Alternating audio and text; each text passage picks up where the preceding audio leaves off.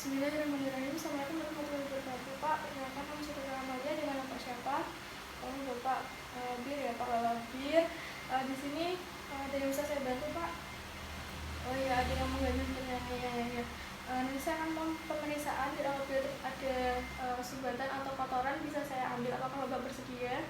Ya, jika bersedia saya akan cuci tangan dan menyiapkan air terlebih dahulu. Yang pertama saya akan menggunakan serum menghap dan juga bengkok. Lalu dan juga kita menggunakan senter. Nah, yang pertama saya akan melakukan setelah cuci tangan saya akan melakukan pemeriksaan pada yang telinga sebelah kanan terlebih dahulu.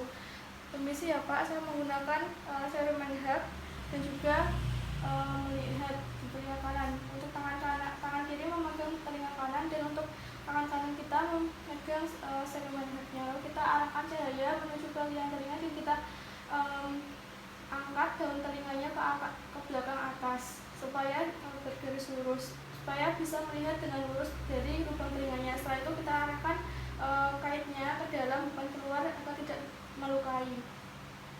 Nah, kita arahkan ke dalam dan kita lakukan bila terdapat kotoran kita di serum menghapnya menuju ke dalam dan kita setelah sampai di serum menghap lalu kita arahkan ke medial, arahkan ke tengah dan kita tarik secara perlahan. Setelah keluar kita arahkan ke bengkok dan kita keluarkan.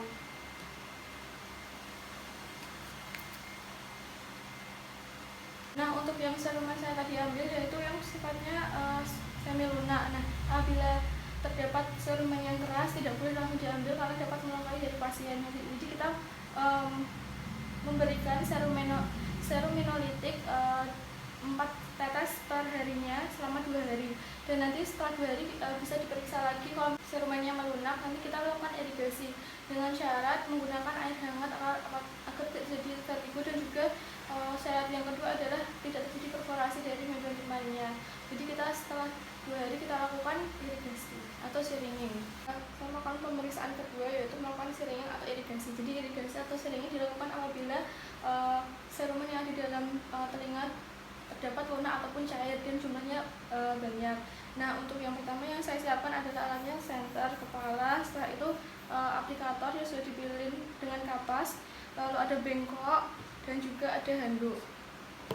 Nah, setelah ini saya akan melakukan dan juga kita harus siapkan juga aplikat ukuran 14 untuk dewasa dan 18 untuk anak-anak, dan juga spatnya ukuran 50 cc untuk dewasa dan 20 atau 25 cc untuk anak-anak. Nah, yang pertama kita lakukan, kita yang pertama menggunakan air spat yang berisi spat 50 cc, kita isi dengan air hangat terlebih dahulu. Nah, kenapa air hangat? Agar syarat untuk irigasi adalah menggunakan air hangat supaya tidak menyebabkan vertigo pada penderita dan juga tidak terjadi, dan syarat yang kedua tidak terjadi perforasi. Nah, baru kita bisa melakukan irigasi. Setelah kita isi dengan air hangat, lalu kita arahkan senter menuju ke liang telinga. Setelah itu kita menggunakan handuk agar pasien tidak basah dan juga menggunakan bengkok. Nah, di sini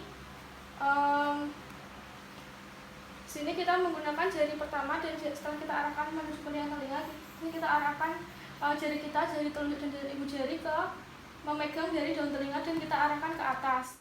Jari ketiga dan keempat dan kelima kita memegang dari spatnya supaya tidak masuk terlalu dalam, dan kita menahan spatnya supaya tidak masuk terlalu dalam. Setelah itu kita semprotkan secara perlahan dan arahnya menuju ke atas agar tidak langsung mengenai gendang telinga. Kita semprotkan secara perlahan mengikuti irama. Pertama-tama kita semprotkan secara perlahan terlebih dahulu. Setelah itu kita semprotkan agak banyak. Kita semprotkan sampai kotoran semua keluar. Nah, kita semprotkan sampai habis. Kita lakukan memiringkan dari kepala dari pasien. Pak, silakan kepalanya silakan bisa miring, dan kita memenangkan dari tragusnya supaya airnya bisa keluar semua. Setelah tragus kita tekan dan kepala kita miringkan, apabila pasien masih merasa ada cairan yang belum keluar semua, kita menggunakan aplikator yang sudah dipilih oleh kapas. Nah, aplikator ini kita masukkan secara perlahan.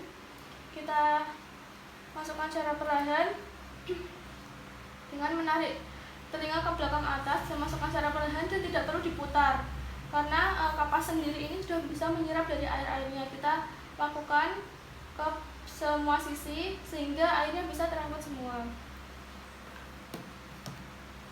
Nah, alhamdulillahirobbilalamin, untuk pemeriksaan ekstraksi dari serumen dan juga syringing atau irigasi telah selesai. Bagaimana Pak, telinganya sudah tidak ada rasa yang menyumbat ya Pak? Apakah ditanyakan Pak? Baik, jika tidak ada yang ditanyakan, saya mau cuci tangan terlebih dahulu ya Pak. Baik, terima kasih atas kerjasamanya Pak. Saya akhiri. Wassalamualaikum warahmatullahi wabarakatuh.